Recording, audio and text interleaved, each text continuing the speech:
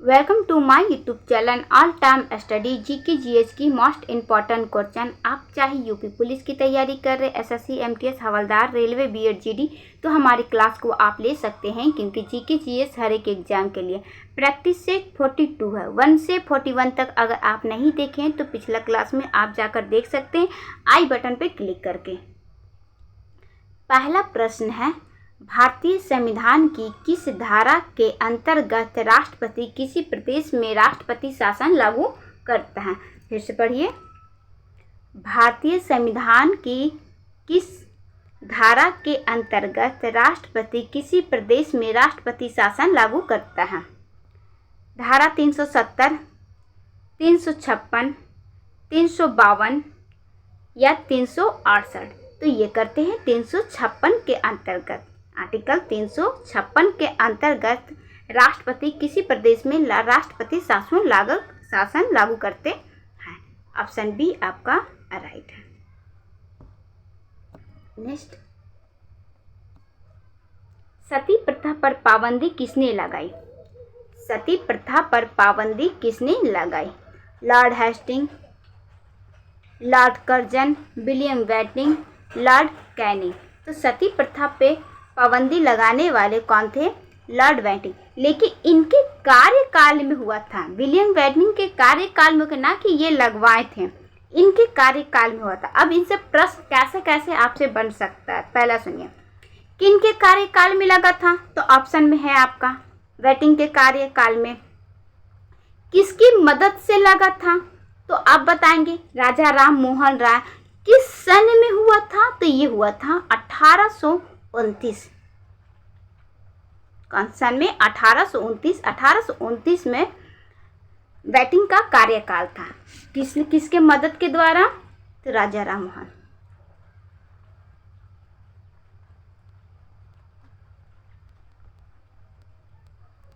राजा राम मोहन राय के कार्यकाल में आत्मीय सभा की स्थापना, ब्रह्म समाज की स्थापना कौन किए थे? राजा राम मोहन राय किए थे। ये सब सारा प्रश्न अभी एसएससी एमटीएस में पूछा गया है, और एसएससी एमटीएस की फॉर्म अभी चल रही है बच्चा। अगर आप नहीं भर रहे हैं तो प्लीज़ आप भर लीजिए। फीमेल के लिए फ्री है, मेल के लिए 100 रुपीज़ है, SC ST के लिए भी फ्री है। OBC जर्नल वाले के मेल के लिए 100 रुपीज़ है, फीमेल के लिए फ्री है। और SC ST चाहे वो मेल हो या फीमेल हो, दोनों के लिए फ्री है। तो बच्चा प्लीज़ आप फॉर्म भर लीजिए। भारत छोड़ो आंदोलन कब प्रारंभ हुआ? भारत छोड़ो आंदोलन कब प्रारंभ हुआ? मार्च 1942, अगस्त 1942, सितंबर 1942 या जनवरी 1942? अगस्त 1942।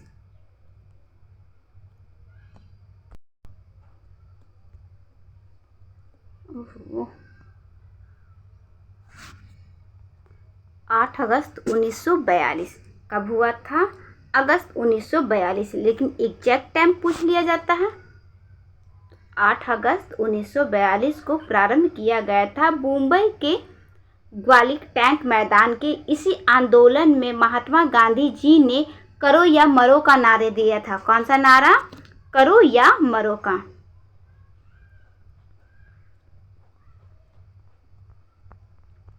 करो या मरो का नारा कौन दिया था? तो महात्मा गांधी जी ने दिए थे।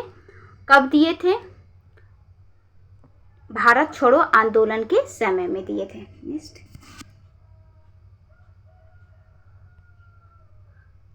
नर्मदा नदी का उद्गम कहाँ से होता है? नर्मदा नदी का उद्गम कहाँ से होता है? तो नर्मदा नदी का उद्गम अमरकंटक से होता है बच्चा। ऑप्शन ए आपका राइट है। अब नर्मदा नदी के साथ साथ और कौन नदी का उद्गम अमरकंटक से होता है? सोन नदी। सोन नदी और नर्मदा नदी, दोनों नदियां का ही उद्गम अमरकंटक से होता है। नेक्स्ट,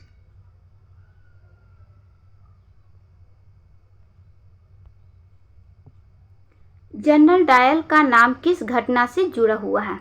जनरल डायल का नाम किस घटना से जुड़ा है? ब्लैक होल कोलकाता, रानी दुर्गावती की लड़ाई, 1857 की क्रांति या जलियांवाला बाग हत्याकांड? तो ये जुटा है बच्चा जलियांवाला बाग हत्याकांड। ऑप्शन डी आपका राइट है। अब ये जलियांवाला बाग हत्याकांड हुआ का था, आपको हम कितने बार बता चुके, जो हमारे स्टूडेंट हैं वो कभी नहीं भूल सकते हैं, जो पुराने स्टूडेंट हैं।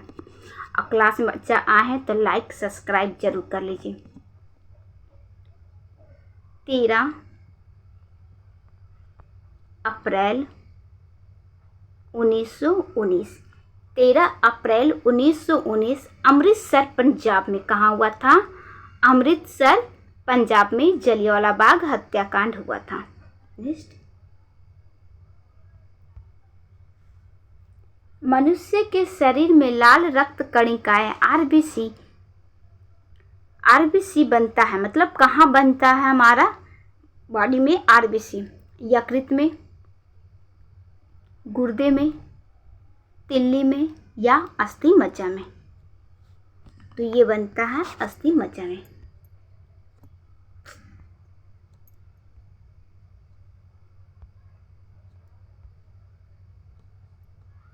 ऑप्शन डी आपका राइट है।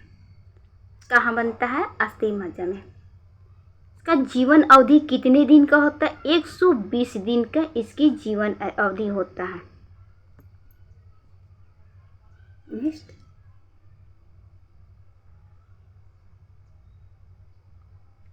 संविधान सभा के लिए चुने हुए स्थायी अध्यक्ष कौन थे? संविधान सभा के चुने हुए स्थायी अध्यक्ष कौन थे? BR अम्बेडकर, सच्चिदानंद सिन्हा, डॉक्टर राजेंद्र प्रसाद या डॉक्टर राधाकृष्ण? ये थे doctor Rajendra Prasad. Option C अस्थायी अध्यक्ष। अगर आपसे अस्थायी अध्यक्ष पूछे, क्योंकि 2 दिन के बाद ही स्थायी अध्यक्ष और अस्थायी अध्यक्ष, अस्थायी अध्यक्ष 9 और अस्थायी अध्यक्ष 11। अस्थायी अध्यक्ष चुने गए थे सच्चिदानंद सिन्हा को। कब हुआ था? 1946 में। 9 दिसंबर 1946 में अस्थायी अध्यक्ष चुना गया था सच्चिदानंद सिन्हा को। उसके बाद ठीक 2 दिन बाद स्थायी अध्यक्ष चुना गया था 1946 में ही, 2 दिन बाद डॉक्टर राजेंद्र प्रसाद को। तो आपका राइट आंसर है डॉक्टर राजेंद्र प्रसाद।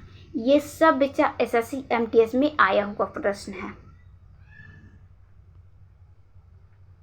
द्वितीय विश्व युद्ध के समय ब्रिटेन के प्रधानमंत्री कौन थे? द्वितीय विश्व युद्ध के समय ब्रिटेन के प्रधानमंत्री कौन थे? तो ब्रिटेन के प्रधानमंत्री उस समय चर्चिल थे। कौन थे? चर्चिल थे। ऑप्शन आपका सी।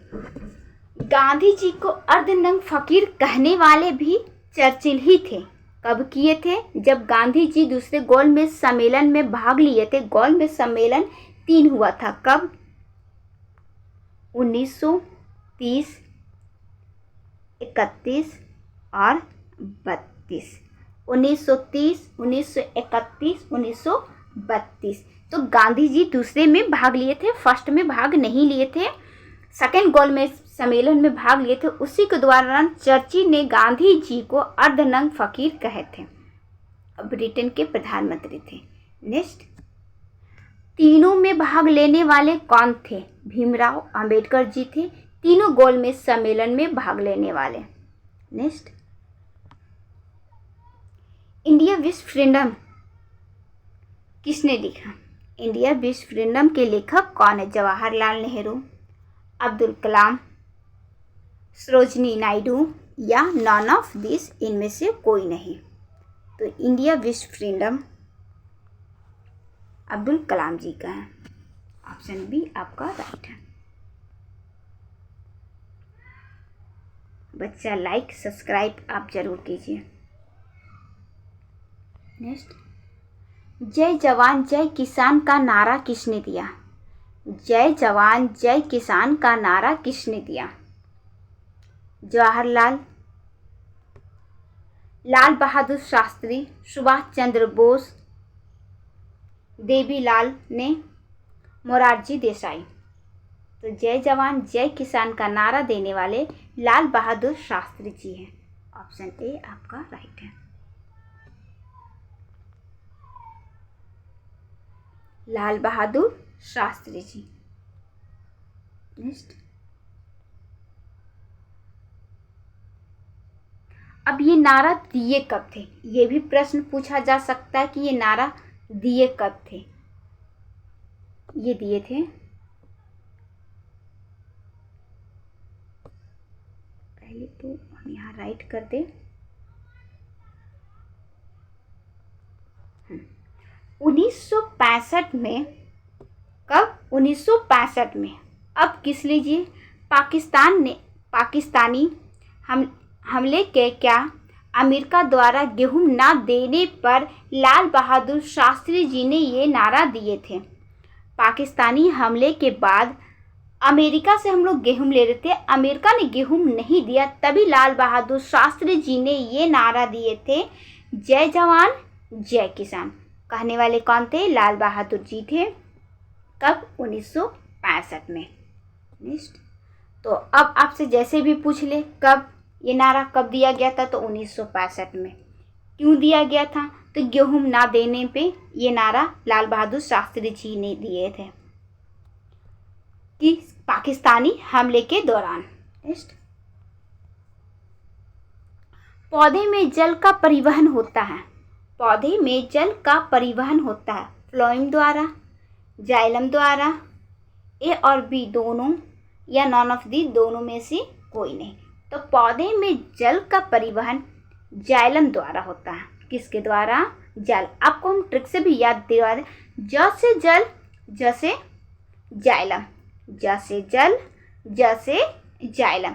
तो पौधे में जल का परिवहन जाइलम देना। और इसी तरह हम भोजन के लिए भी करवाए थे फ्लोएम और भोजन, मतलब भोजन का परिवहन पौधे में किसके द्वारा होता है? तो फ्लोएम का द्वारा होता है।